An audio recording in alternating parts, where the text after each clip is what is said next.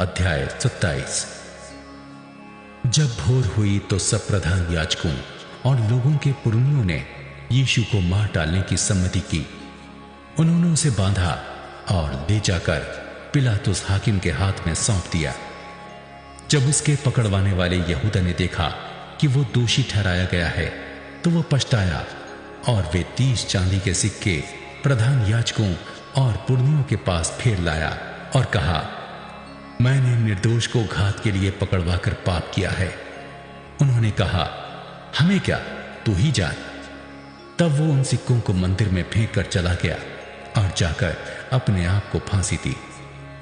प्रधान याजकों ने उन सिक्कों को लेकर कहा, इन्हें भंडार में रखना उचित नहीं, क्योंकि ये लहू का दाम है। अतः उन्होंने सम्मति करके उन सिक्कों से परदेशियों के गाड़े जाने के लिए कुम्हार का खेत मोल ले लिया। इस कारण वो खेत आज तक लहू का खेत कहलाता है। तब जो वचन यिर्मयाह भविष्यद्वक्ता के द्वारा कहा गया था वो पूरा हुआ। उन्होंने वे 30 सिक्के अर्थात उस ठहराए हुए मूल्य को जिसे इस्राएल की संतान में से कितनों ने ठहराया था ले लिया, और जैसे प्रभु ने मुझे आज्ञा दी थी वैसे ही उन्हें कुम्हार के खेत के मूल्य में दे दिया। जब यीशु हाकिम के सामने खड़ा था तो हाकिम ने उससे पूछा, क्या तू यहूदियों का राजा है? यीशु ने उससे कहा, तो आप ही कह रहा है। जब प्रधान याजक और पुरनिये उस पर दोष लगा रहे थे तो उसने कुछ उत्तर नहीं दिया।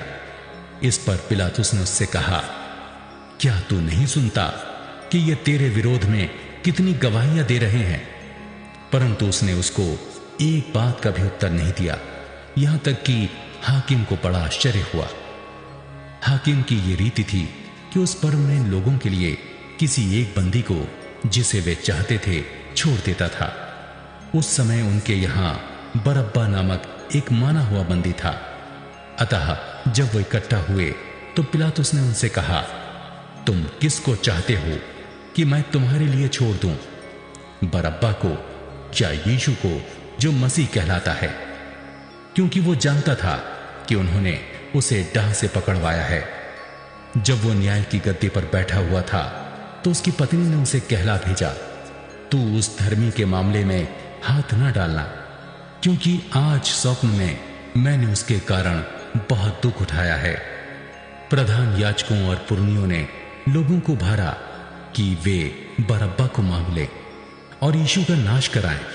हाकिम ने उनसे पूछा, इन दोनों में से किसको चाहते हो कि मैं तुम्हारे लिए छोड़ दूं? उन्होंने कहा, बरअब्बा को। पिलातुस ने उनसे पूछा, फिर यीशु को जो मसीह कहलाता है क्या करूं? सब ने उनसे कहा, वो क्रूस पर चढ़ाया जाए। हाकिम ने कहा, क्यों, उसने क्या बुराई की है? परंतु वे और भी चिल्ला चिल्ला कर कहने लगे, वो क्रूस पर चढ़ाया जाए। जब पिलातुस ने देखा कि कुछ बन नहीं पड़ता परंतु इसके विपरीत हुल्लड़ बढ़ता जाता है, तो उसने पानी लेकर भीड़ के सामने अपने हाथ धोए और कहा, मैं इस धर्मी के लहू से निर्दोष हूं, तुम ही जानो। सब लोगों ने उत्तर दिया, इसका लहू हम पर और हमारी संतान पर हो। इस पर उसने बरअब्बा को उनके लिए छोड़ दिया और यीशु को कोड़े लगवाकर सौंप दिया कि क्रूस पर चढ़ाया जाए। तब हाकिम के सिपाहियों ने यीशु को किले में ले जाकर सारी पलटन उसके चारों ओर इकट्ठी की और उसके कपड़े उतारकर उसे लाल रंग का बागा पहनाया और कांटों का मुकुट गूंथकर उसके सिर पर रखा और उसके दाहिने हाथ में सरकंडा दिया और उसके आगे घुटने टेक कर उसे ठट्टों में उड़ाने लगे और कहा, हे यहूदियों के राजा, नमस्कार, और उस पर थूका और वही सरकंडा लेकर उसके सिर पर मारने लगे। जब वे उसका ठट्टा कर चुके तो वो बागा उस पर से उतारकर फिर उसी के कपड़े उसे पहनाए और क्रूस पर चढ़ाने के लिए ले चले। बाहर जाते हुए उन्हें शमौन नामक एक कुरैनी मनुष्य मिला। उन्होंने उसे बेकार में पकड़ा कि उसका क्रूस उठाकर ले चले। उस स्थान पर जो गुलगुता अर्थात खोपड़ी का स्थान कहलाता है पहुंचकर उन्होंने पित्त मिलाया हुआ दाखरस उसे पीने को दिया। परंतु उसने चक्कर पीना ना चाहा। तब उन्होंने उसे क्रूस पर चढ़ाया और चिट्ठियां डालकर उसके कपड़े बांट लिए और वहां बैठकर उसका पहरा देने लगे और उसका दोष पत्र उसके सिर के ऊपर लगाया कि ये यहूदियों का राजा यीशु है। तब उसके साथ 2 डाकू, एक दाहिनी ओर एक बाएं, क्रूसों पर चढ़ाए गए। आने जाने वाले सिर हिला हिलाकर उसकी निंदा करते थे और ये कहते थे, हे मंदिर के ढाने वाले और 3 दिन में बनाने वाले, अपने आप को तो बचा। यदि तू परमेश्वर का पुत्र है तो क्रूस पर से उतर आ। इसी रीति से प्रधान याजक भी शास्त्रियों और पुरनियों समेत ठट्टा करके कहते थे, इसने औरों को बचाया और अपने आप को नहीं बचा सकता। ये तो इस्राएल का राजा है। अब क्रूस पर से उतर आए तो हम उस पर विश्वास करें। उसने परमेश्वर पर भरोसा रखा है। यदि वो इसको चाहता है तो अब इसे छुड़ा ले, क्योंकि इसने कहा था, मैं परमेश्वर का पुत्र हूं। इसी प्रकार डाकू भी जो उसके साथ क्रूसों पर चढ़ाए गए थे उसकी निंदा करते थे। दोपहर से लेकर तीसरे पहर तक उस सारे देश में अंधेरा छाया रहा। तीसरे पहर के निकट यीशु ने बड़े शब्द से पुकार कर कहा, एली एली लमा शबक्तनी, अर्थात हे मेरे परमेश्वर, हे मेरे परमेश्वर, तूने मुझे क्यों छोड़ दिया। जो वहां खड़े थे उनमें से कितनों ने यह सुनकर कहा, वो तो एलिय्याह को पुकारता है। उनमें से एक तुरंत दौड़ा और स्पंज लेकर सिरके में डुबोया और सरकंडे पर रखकर उसे चुसाया और उन्हें कहा, रह जाओ, देखें एलिय्याह उसे बचाने आता है कि नहीं।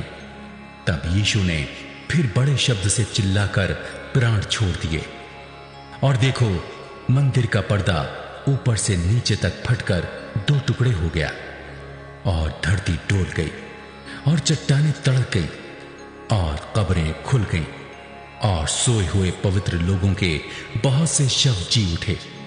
और उसके जी उठने के बाद वे कब्रों में से निकलकर पवित्र नगर में गए और बहुतों को दिखाई दिए। तब सूबेदार और जो उसके साथ यीशु का पहरा दे रहे थे भूकंप और जो कुछ हुआ था उसे देखकर अत्यंत डर गए और कहा, सचमुच ये परमेश्वर का पुत्र था। वहां बहुत सी स्त्रियां जो गलील से यीशु की सेवा करती हुई उसके साथ आई थीं, दूर से ये देख रही थी। उनमें मरियम मगदलीनी और याकूब और योसेस की माता मरियम और जब्दी के पुत्रों की माता थी। जब सांझ हुई तो यूसुफ नामक अरिमतिया का एक धनी मनुष्य, जो आप ही यीशु का चेला था, आया। उसने पिलातुस के पास जाकर यीशु का शव मांगा। इस पर पिलातुस ने दे देने की आज्ञा दी। यूसुफ ने शव लिया, उसे उज्जवल चादर में लपेटा और उसे अपनी नई कब्र में रखा जो उसने चट्टान में खुदवाई थी, और कब्र के द्वार पर बड़ा पत्थर लुढ़काकर चला गया। मरियम मगदलीनी और दूसरी मरियम वहां कब्र के सामने बैठी थी। दूसरे दिन, जो तैयारी के दिन के बाद का दिन था, प्रधान याजकों और फरीसियों ने पिलातुस के पास इकट्ठे होकर कहा, हे महाराज, हमें स्मरण है कि उस भरमाने वाले ने जब वो जीवित था कहा था, मैं 3 दिन के बाद जी उठूंगा।